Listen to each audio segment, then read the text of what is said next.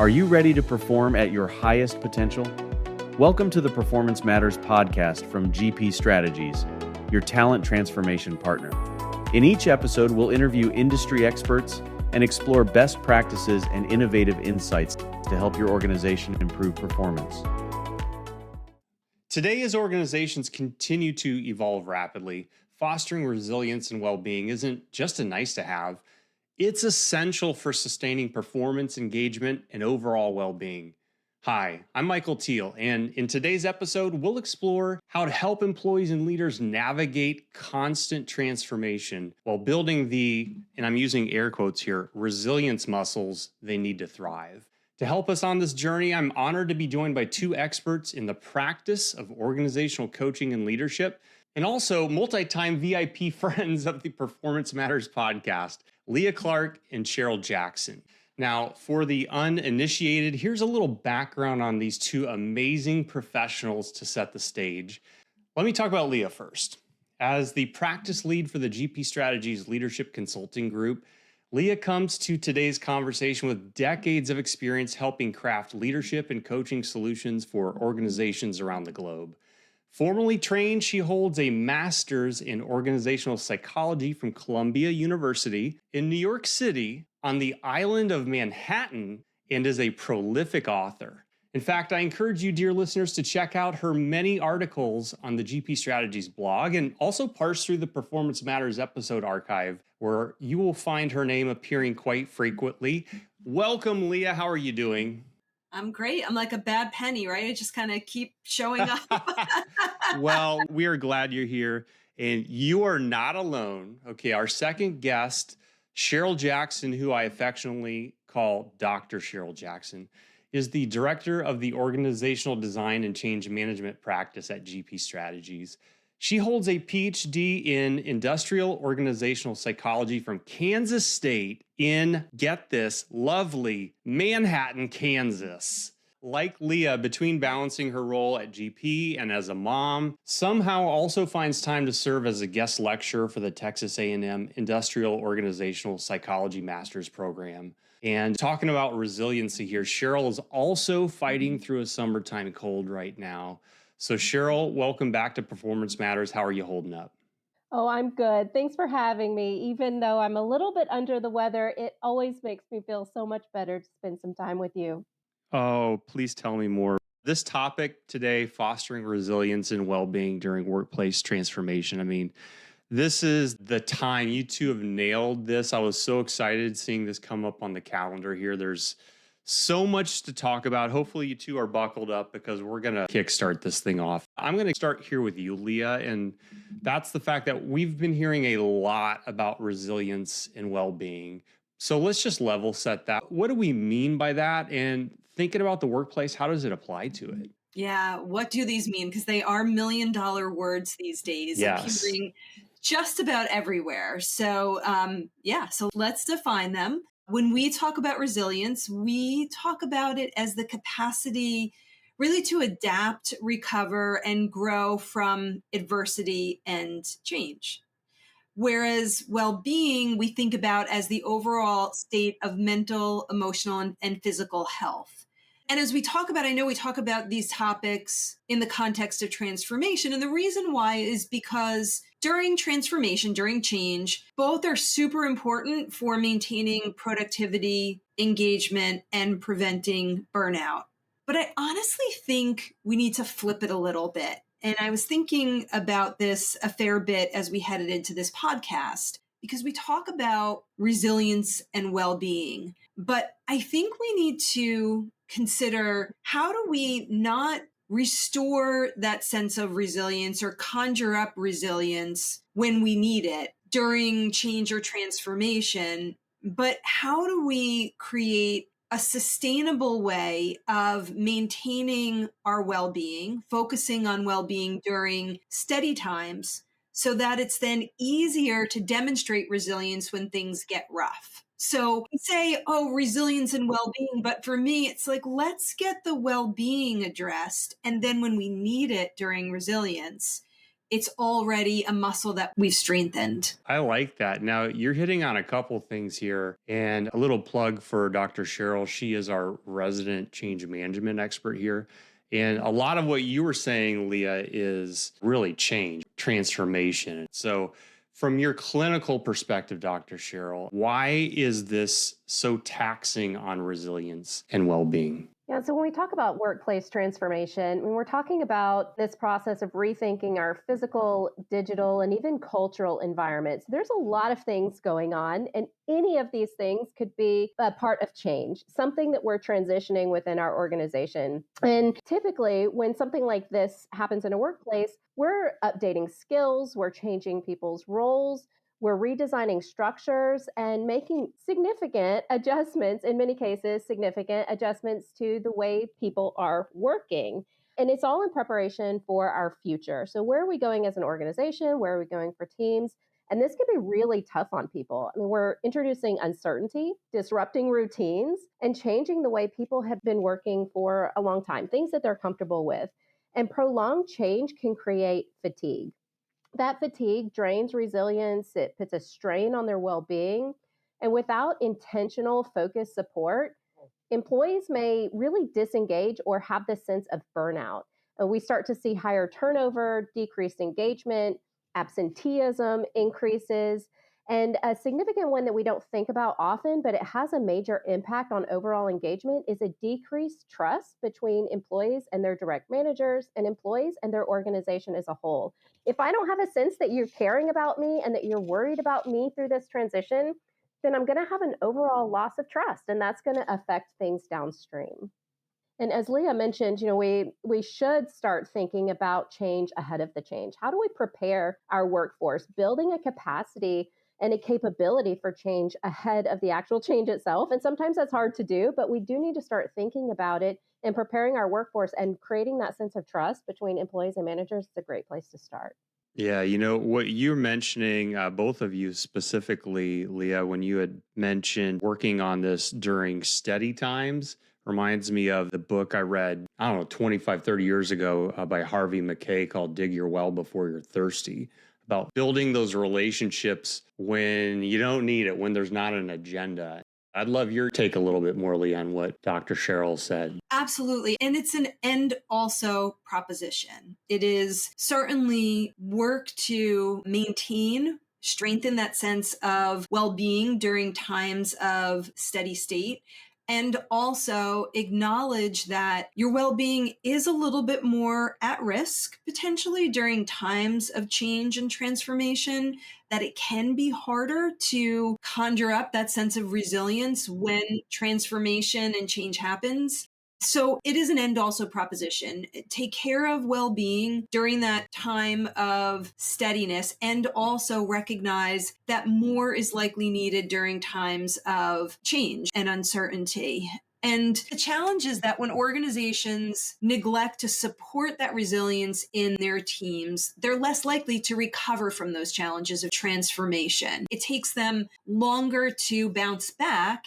And as a result, organizations are then less likely to experience the benefits of the transformation that you're striving for. So resilience is particularly necessary during times of changing course or transformation. And when we are resilient, the disruption that comes with the change or the transformation, it doesn't bring us down. We can cope, even, dare I say, be optimistic about the change. But when we are in a weakened physical or emotional state, right, when our well-being is suffering, it is harder to find that resilience. And that's why I say it's an and also proposition.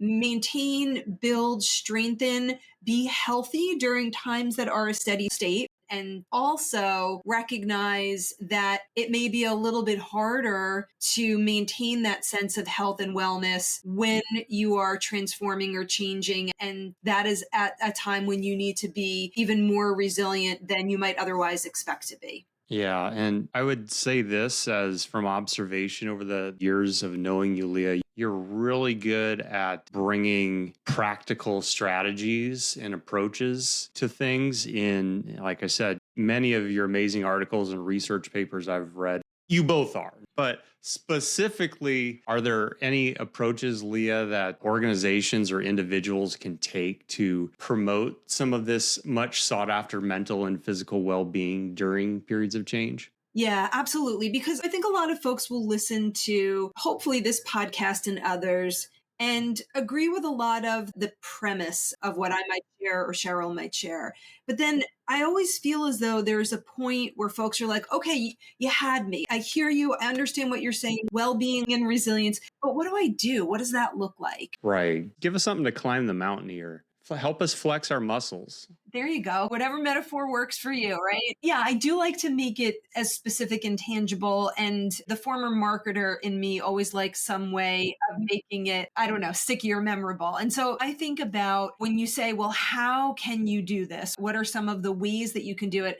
I think about what I call the 4 C's. And those stand for care, as in self care, communication, connection, and coping skills. And there's a fifth, but we won't worry about that. What? Are we going to save that for the long form content? That's a secret. That'll come in a couple minutes.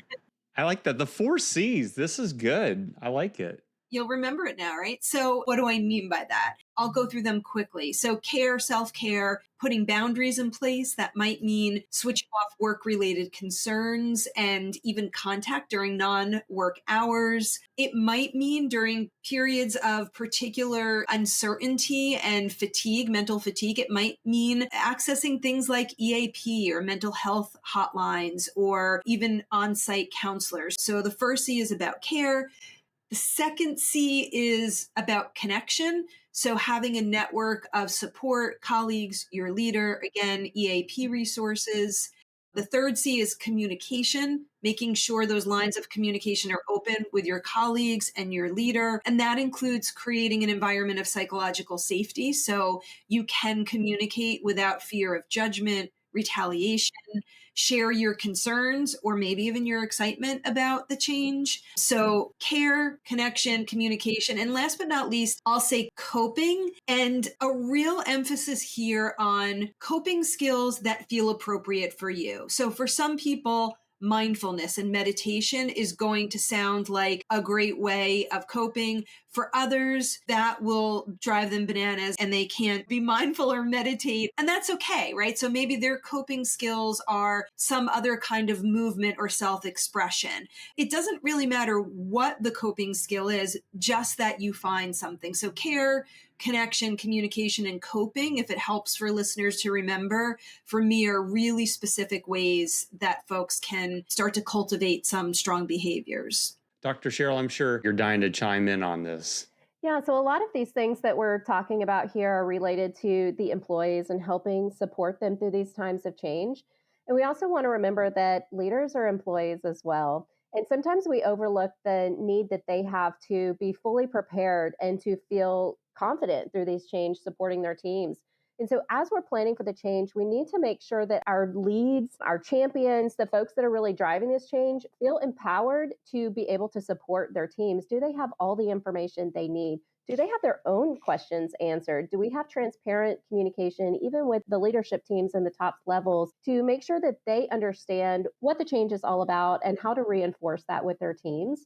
So defining those elements early and giving them the tools they need will go a long way to helping support teams on all the various levels of the organization. Yeah. And I'm going to stick with you here, Dr. Cheryl, because I know that culture is something that a lot of people say, culture eats strategy for lunch or things like that. I'd love your take on what role organizational culture plays in fostering resilience and well-being. Yeah, so many of you may have been listening to all of these incredible things that Leah was talking about and saying, wow, you have to be a special organization to really talk about self-care and coping mechanisms and creating space for that as an organization. And culture does play a really big role in an organization's ability to adapt in this way.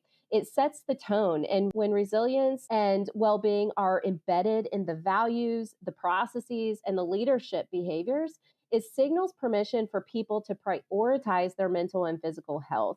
we have to see that the organization cares about it, that we're making space, that our leaders are doing these things as well. If someone is working at midnight but telling you, you don't need to respond to my messages at midnight, I'm like, well, clearly, if I want to advance in this organization, I need to be sending emails at midnight.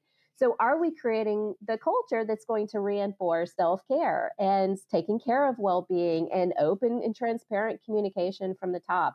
So it really is important. Culture helps sustain resilience through the current and future transformation cycles, but also outside of any significant transformation. That's fantastic insight on that there. And, Leah, when we're thinking about influence, it does start not only with culture, but leadership. So, Yeah. curious from your perspective here, I mean, how does leadership influence resilience and well-being? Yeah, and for sure, I absolutely agree with what Cheryl is saying about leaders needing to role model the good behavior. What I also believe, and this is where my fifth secret C comes in, and that is that it is something that needs to be really uniquely cultivated or customized, is probably the better C way of saying it, to each individual. So what well-being looks like is customized or specific to each individual. A little bit back to what I was saying before, because not everybody's definition of connection is the same, right? Some individuals may want regular contact to help them through the transformation or the change. In order to be resilient, they need that regular connection. For others, maybe they do a better job of processing things quietly and independently. So extreme connection isn't something that they need. Like I said, coping mechanisms. You can offer meditation, but if that's not someone's cup of tea, then that's not a sort of customized approach to resilience and well-being for that individual. So the role of the leader is not to customize a resilience and well-being plan for each individual, but to understand and recognize that it looks different for each person, and to appreciate and understand that how I cope, how I communicate, how I connect is maybe a little bit different from the way Cheryl does or you do. And so what's the role of the leader? The role of the leader is to engage with that individual, understand their values, their style, what's important to them, and support different ways of well-being and resilience, but not force a one-size-fits-all for the individuals on your team. So all those components are important: the care, the coping, the communication, the connection, but what they look like is different for each person, and leaders need to acknowledge and understand that. And if I could jump in right here too, I mentioned at the beginning about the role of trust between manager and employee, and you cannot do what Leah was just talking about without that level of trust. And you've got to start building that early, but it can really be developed during times of change. Are you allowing your teams to be vulnerable? Are you being vulnerable and open with them, demonstrating and being an example of that behavior, so that they know they can trust you with how I need to cope and what that looks like for me, and then creating space, whatever that looks like, but allowing for these options? That's going to go a long way to building that relationship, which is really a linchpin for keeping engagement together and getting through these difficult times. Yeah, I think that's so important. And you're right, Cheryl. Without that trust, the kinds of conversations and exchange that I'm advocating for is going to be really difficult. And so I would underline, bold, put an asterisk next to that word trust and psychological safety, because you're right. Without that, understanding and engaging with your people in this way to understand what they need is going to be particularly challenging. So super important. Okay, I'm really excited about this. I think our listeners would appreciate some very, very practical strategies. So I'm going to start with you, Leah. What are some concrete practices companies can implement to support resilience and well-being during change, of course? Yeah, but again, steady state, so that when you experience the change, you are ready to be resilient. So that, and also proposition, offer it during a steady state, and also it will be especially important during moments of uncertainty. And some of those things include training on resilience skills and stress management, not to try and conjure those up in that that moment of uncertainty, but to gain those skills of resilience and stress management during a steady state so you can call upon them when you need them during times of change. I would say flexible work arrangements when possible to give people the space to maybe ramp up what they need to do when things are intense, but also find that balance in their home life or whatever that looks like for them when they need it. So flexible work arrangements. I'm a big advocate of normalizing conversations around mental health. Not saying that leaders need to be, nor should they be, mental health professionals. It should be, though, very okay to talk about when we're stressed, when we're anxious, when we're feeling a certain way that we can't quite name, but we know that there's something going on with us. That is a really powerful way of helping people not only maintain their well-being, but when the need for resilience and bouncing back from change spikes, we already have the language and the trust, as Cheryl pointed out, to normalize those conversations. It doesn't have to just be the leader. I think establishing peer support groups is a great way to give folks access to connection through other individuals in the organization. And then one that often gets lost, I think, in the shuffle is the importance of reinforcing purpose and alignment during change.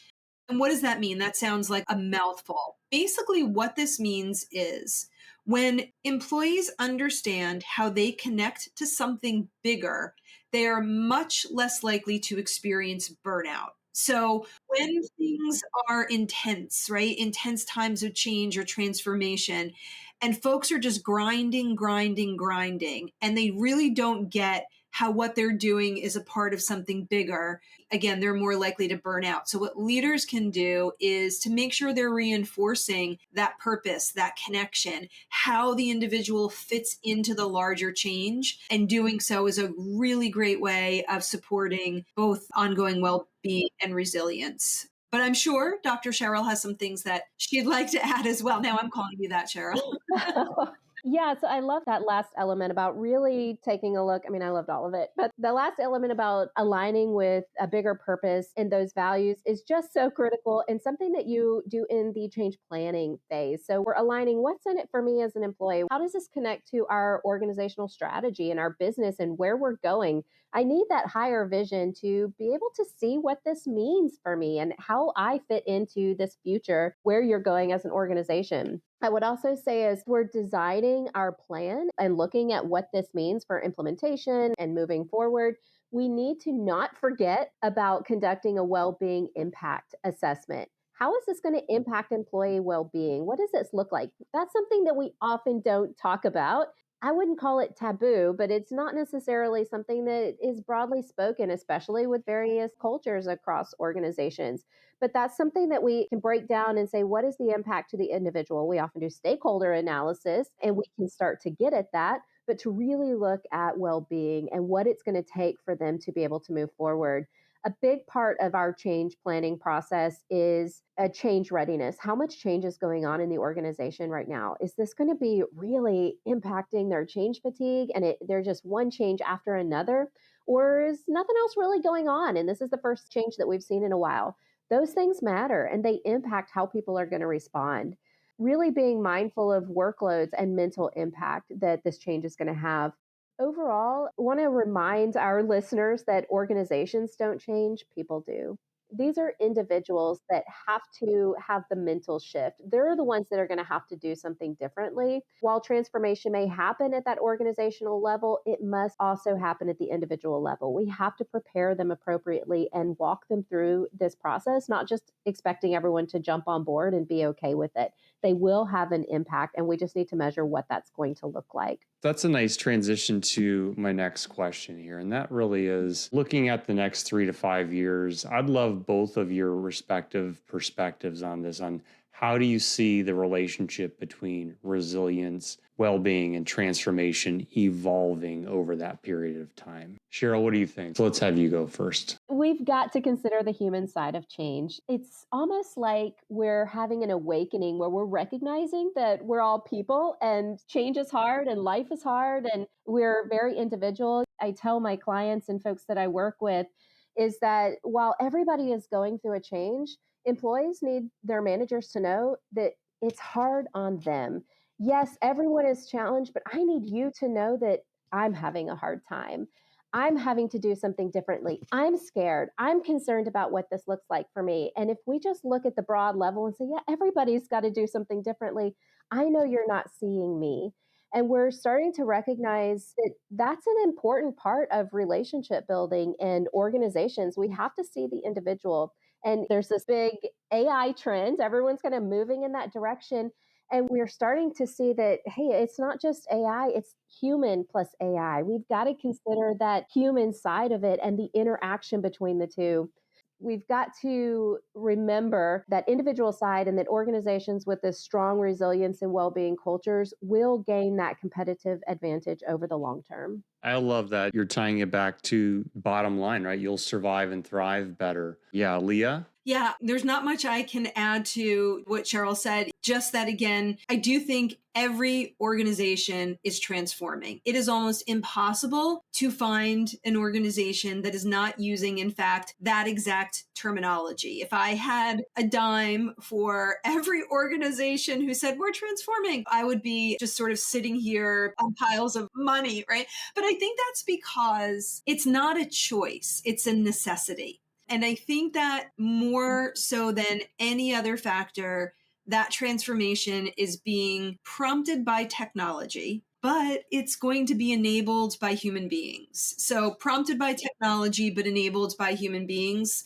That's what I think it is. I think the next 3 to 5 years is going to be continued transformation. I think technology is a big part of it. And we have to keep in mind the well-being and the resilience of the human beings that are really going to make that transformation a reality. I think that's fantastic insight from both of you. Now, as we're closing, I would like one key takeaway that each of you would want listeners to remember. If there was one thing about today's conversation, what would it be?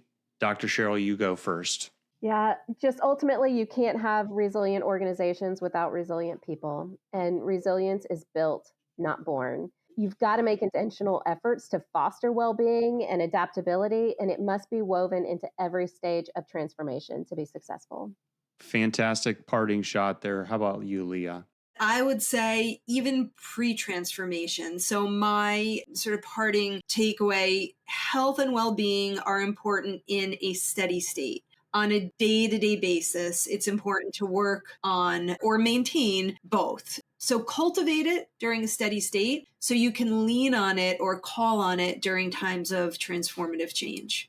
Fantastic. I've taken away so much from this conversation. Dare I say, I am uplifted. My well-being, I feel significantly better. Number one, knowing that there are professionals like you both within the GP practice that are helping organizations really tune into the importance and the power of this, but also just for sharing some really great insight with our listeners, and with Dr. Cheryl doing it under the weather too. Very, very impressive. So thank you very much to the both of you for sharing so generously of your insight. We certainly appreciate you. The Performance Matters podcast is brought to you by GP Strategies. Together, we can create a world where business excellence makes possibilities achievable. You can subscribe to the show anywhere you get podcasts or listen on our website at gpstrategies.com.